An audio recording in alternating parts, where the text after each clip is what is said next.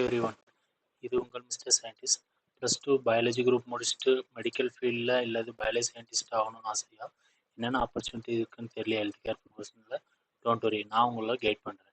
First பார்த்தீங்கன்னா நீட்டில் qualified ஆனீங்கன்னா எம்பிபிஎஸ், பிடிஎஸ், ஆயுர்வேதா, யோகா, யுனானிக், சித்தா, ஹோமியோபதி போன்ற 5 வருஷம் கோர்சஸ் இருக்குது. அது இல்லாமல் வேறு என்னென்ன ஹெல்த் கேர் ப்ரொஃபஷனல் கோர்சஸ்லாம் இருக்குது.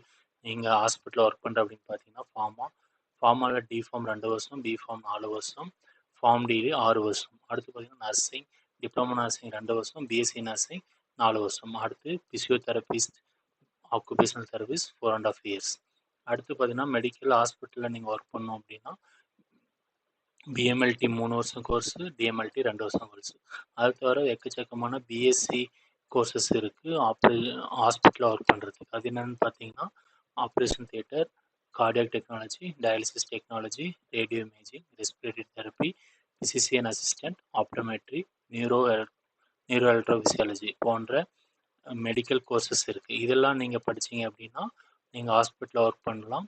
அடுத்து ரிசர்ச்சில் போகலாம், சயின்டிஸ்ட்டாக போகலாம். இதெல்லாம் எப்படி படிக்கணும், என்னென்ன ஆப்பர்ச்சுனிட்டி இருக்குதுன்னு நீங்கள் டிஎம் பண்ணுங்கள், நான் உங்களுக்கு ஒவ்வொன்றும் கைட் பண்ணுறேன்.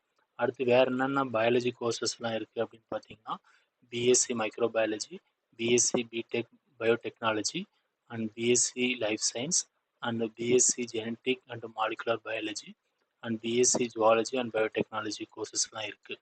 இந்த கோர்சஸ்லாம் படிச்சீங்க அப்படின்னா ரிசர்ச்சாக போகலாம், சயின்டிஸ்ட்டாக போகலாம், அகாடமிக்கில் போகலாம். இன்னும் நிறைய ஆப்பர்ச்சுனிட்டிஸ் இருக்குது. எங்கெங்கே எப்படி படிக்கணும் அப்படின்னு சொல்லிட்டு நான் ஃபர்தர் கைட் பண்ணுறேன்.